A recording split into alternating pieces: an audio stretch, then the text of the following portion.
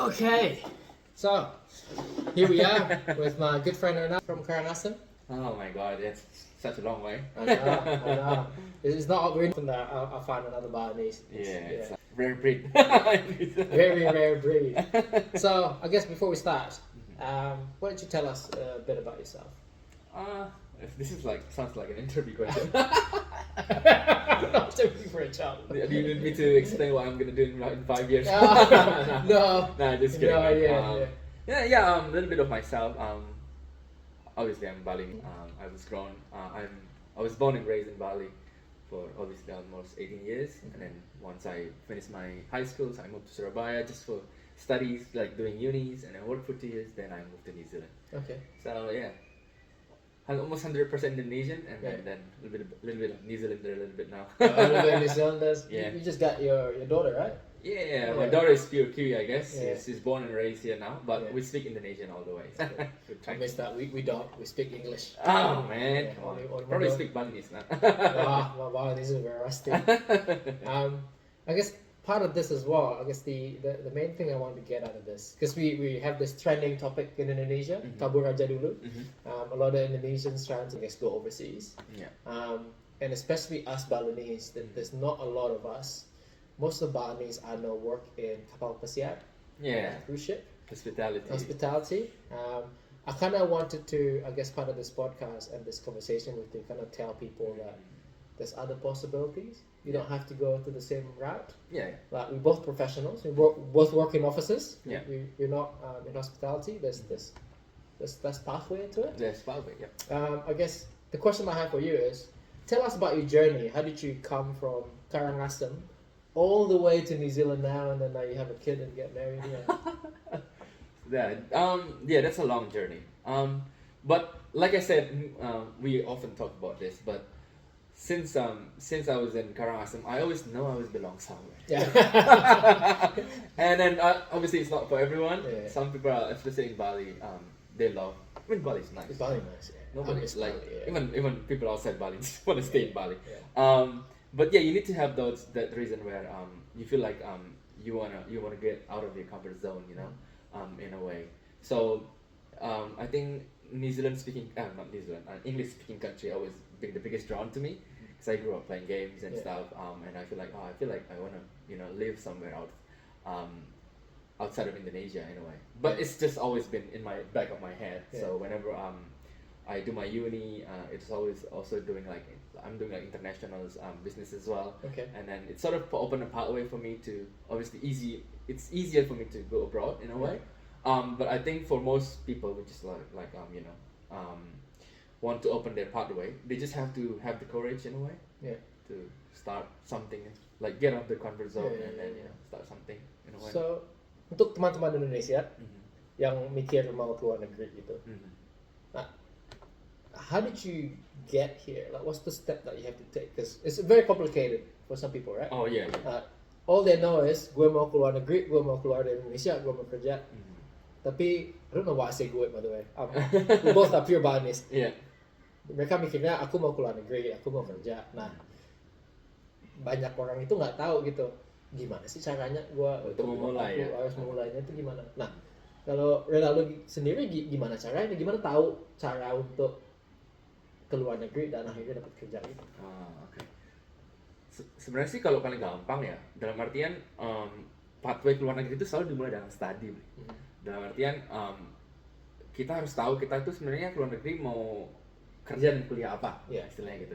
So let's say for argument's sake, dulu aku kuliah ekonomi, and then when I wanna go work abroad, I know I'm obviously gonna do accounting. Let's say for argument's sake. So that's from there on. Then you know that okay, I'm gonna take a master degree in business, and then so from there, then you can start finding an agent that can help you out. Yeah.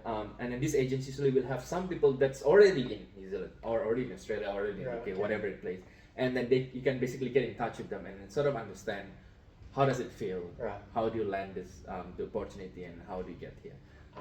So that's how I start. Okay. So there's an agent that kind of tell you the way, like gini caranya, step satu gini, step dua gini. So the agent will basically took not like specialized agent. I go with education agents. So they they took after the studies pathway in a way, like finding the unis, and then they talk to you what studies you want, what is your skills, and then they will obviously guide you through the studies part, and then obviously having those people that you can talk about, sort of understand which city I want to live, what sort of environment, what sort of suburbs that you want to go. So Oh, nah. So I guess that take us to the next segue, which is you've graduated, and then obviously the next step is to get a job. Because most people, orang Indonesia yang mau kabur aja dulu kan biasanya goalnya mereka itu ya bukan lulus aja. Kayak mereka tahu kita mau sekolah di luar negeri, mudah-mudahan setelah selesai kuliah dapat kerja, setelah dapat kerja dapat visa ya jadi menetap selamanya lah. Nah biasanya kan paling sulit itu nyari kerjanya.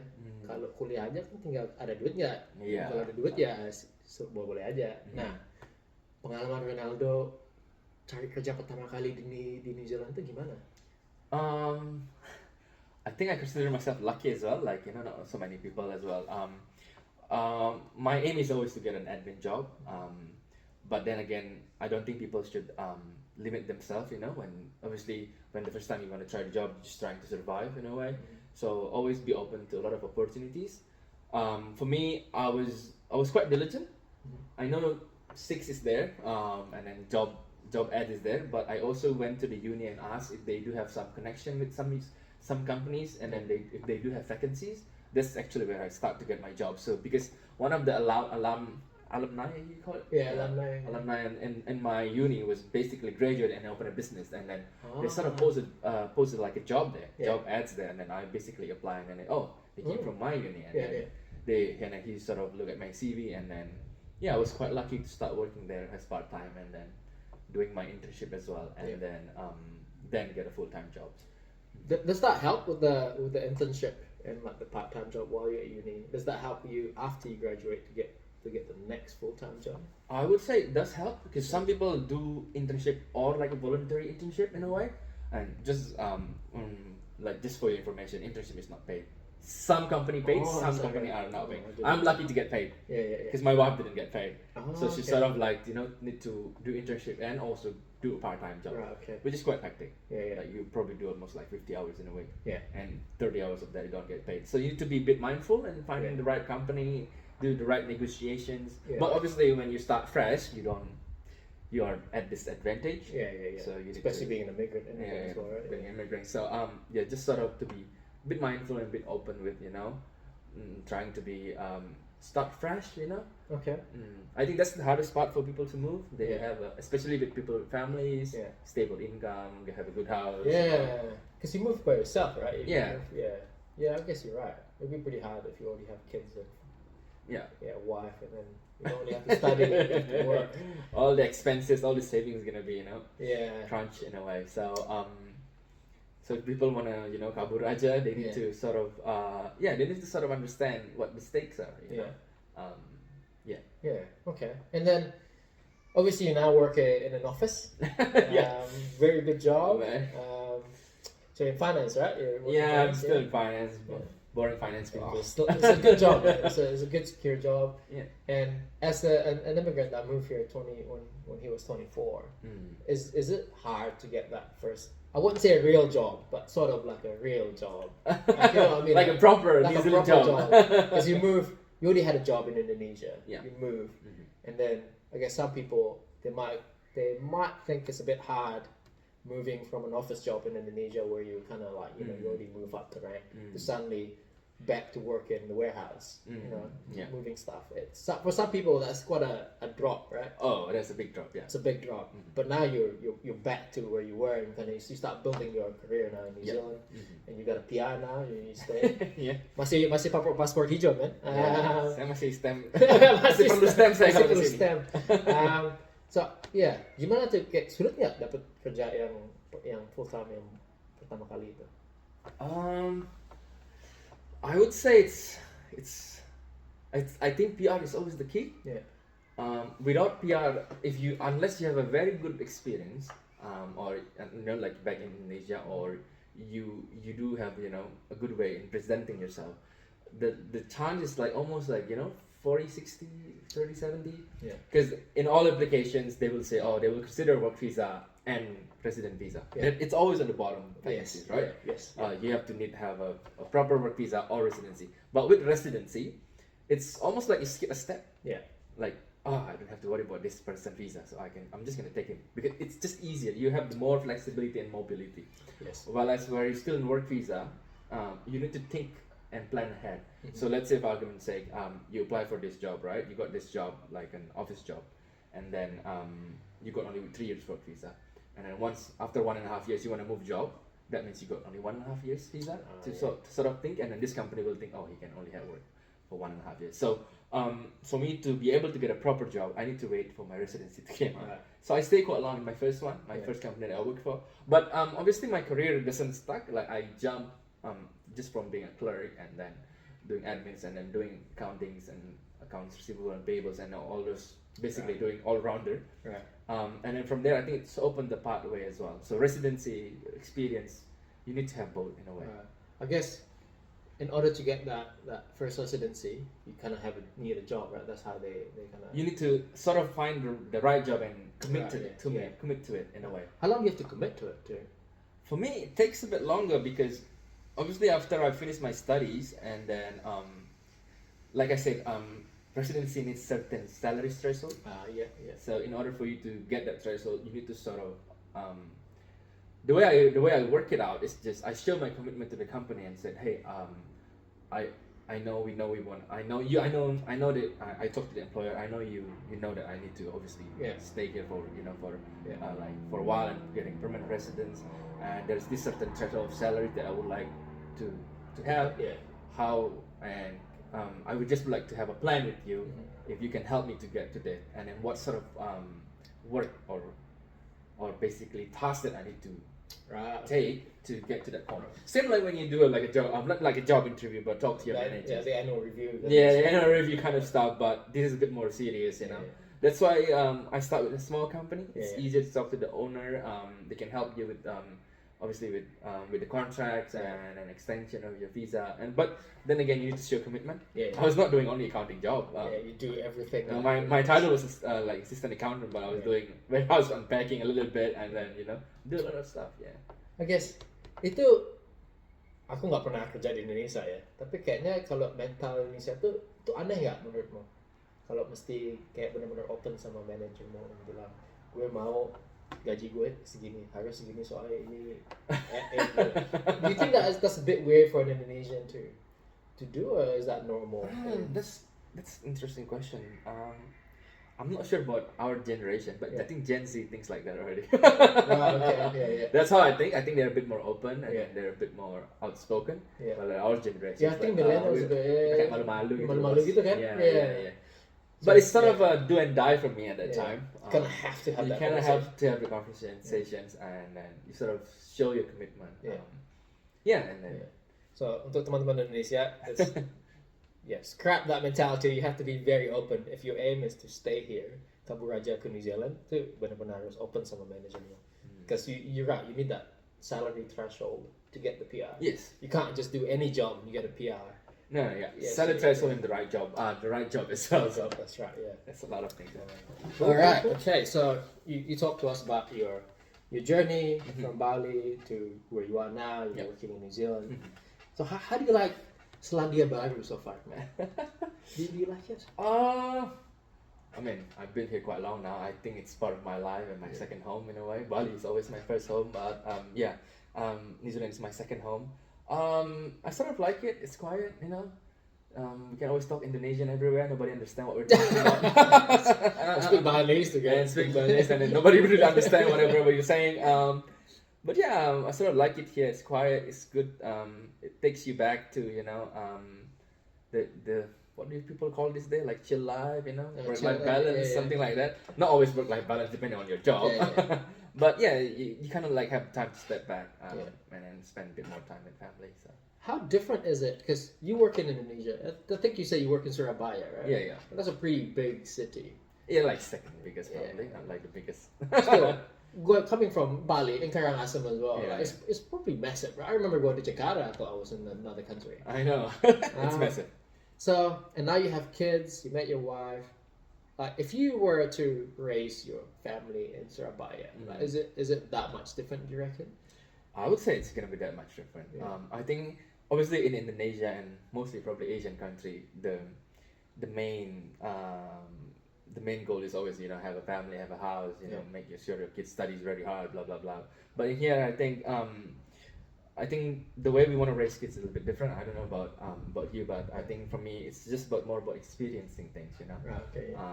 Starting to play to the playground, learn how to swim, go to the beach, and then it's not all about it. Because, education is one thing in here, but then experience is also another thing. So I think for me, I think it was big difference. That's fair enough. Yeah. Right, I have another question here. So, for you guys that don't know, your wife is actually from Surabaya. Right? Yes. But you didn't meet her in Indonesia. You met her here. I met her in New Zealand. And you ended up with Surabaya. Well, the tree doesn't the fruit doesn't fall far away from the tree. I guess. Yeah. So so your wife, I'm guessing, went through the same route as you. She studied and then did some internship. Yeah. And finally got a job and then got a PR. Mm-hmm. I mean, it's quite funny because my wife is also from Jakarta. No, do you feel like, because you're here, right? You met your wife here. This is a bit of a personal question, but do you think that because you're Indonesian, it just click? Even though you're far away from home, you kind of sort of gravitated towards another Indonesian? I would say that's true. Yeah. Because obviously I'm not sure about you, but we've been in Indonesia for probably 20 or 30% of our life, right? Yeah. We our values, our way of thinking, and then the jokes, even the jokes, like the way we jokes, the way we sort of play around with our conversations, really matters to me, I think. Yeah. And you don't want to marry someone that you jokes about, and they were just like, "What were you talking about?" I was like, "Oh no, that's not gonna click." So for me to sort of find my wife is like finding a gold in the finding a gold in the mud or something. So I think I think that's one of the challenges as well if someone singles would come here in a way. I'm not sure about Gen Z, probably they're a bit open, but for me, I'm a bit classic guy. I love to have partners that I can talk about, can same values, yes, have the same values. So it's just way much easier to sort of. I kind of agree with that. 'Cause, when I first moved here, I was 17. You tell me about your experience because you probably. Well, I've dated like bule. I've dated Westerners, I suppose, and there's always something's missing when you joke around. When we have something called jayus in Indonesia. Yeah, that's true. And it's a dry jokes, and most people don't get it. But when you hang out with Indonesian, and you have a certain something, the feeling when you hang out with Indonesian, you're like, man, I'm at home. I can tell the same joke. Everything just connect. But I get your point. It was hard trying to find someone. I was even thinking going to Australia because there's a lot of Balinese in Australia. There's actually Truni in different cities, right? Yeah. Even you were thinking. I was like really thinking this is very hard, especially for Balinese, because I would say Balinese are very unique. Yeah. In a sense, like we're Indonesian, we get Indonesian jokes, but Balinese specific values and stuff sometimes it can be quite hard. Yeah. I would say, I guess maybe that's why you chose Eastern Java because it's close enough. It's close enough. But it's pretty good. Yeah. So moving on from there, you obviously have kids now. You married your wife here. Thinking about the whole process again, and comparing to how your life would have been like if you didn't move to New Zealand, would you do the whole step again? Would you, if I can turn back the dial of time, turn back to when I was 24, would you do the same thing all over again? I think I'll do it all over again, man. It's such a freedom with responsibility. That's what we call it. Like you got all the freedom, but then again, you try to be responsible with everything that you're trying to take. It's my way to also gain independent, right? And then starting my life as a fresh new person. Yeah, because nobody knows who you are, and then not I'm trying to say that I'm a criminal back in Indonesia. Don't check, by the way. That's just. But start new and then trying to get good grounds, and then so yeah, it's been pretty good, and I would say I would do it all over again. Okay. So I guess to close as well, because again we're going back to the topic of kabur aja dulu in Indonesia. Yeah. Do you have any advice for Indonesians around the age when you move, which is about 24, single, and kind of just like, okay, I need to go somewhere? What would your advice be for those people that want to move overseas and give it a go? Yeah. I would say, I know the topic is kabur aja, but I don't think that's the right slang. I would say you need to kabur with a plan. It's not kabur that kabur aja. Yeah, kabur without a plan is pretty what is it, do or die situation. It comes with a plan. I mean, if you really want to obviously go overseas, there's a lot of pathway. Like I said, there's agents and stuff, but you need to find the things that in you that really wants you to move. If it's an external factor like the government and everything, it can only move you so much, right? Yeah. It's good advice, by the way. Yeah, because New Zealand is not perfect. Yeah, it's not. We've been here quite long now. We know all the bads and goods. There's some bads. Yeah, like every country have its own good and bad in a way. I would say, I'm not gonna say New Zealand is perfect. We do have a government that sort of operating indifferently in Indonesia. And then I would say, if you do have the right reasons internally, and then you do your own research, you put the effort on, and then you're ready to accept the choice that you take, then you're probably gonna make it. That's very good advice, man. Kabur dengan rencana. Yeah, kabur with a plan. Well, thank you for coming, Renaldo. Much appreciated. I'll come again. Yes. If I don't know anyone's watching in New Zealand, you're from Bali, please do contact me. I do want to start hanging out with a lot more Balinese, just so that the kids can speak. Because Balinese is getting rusty, man. I can't even speak in Balinese. No, I'm not even gonna try. But yeah, thank you again. No, it's my pleasure. Best of luck for everything. Oh yeah, man. Thank you. Thank you. Cheers. Cheers, man.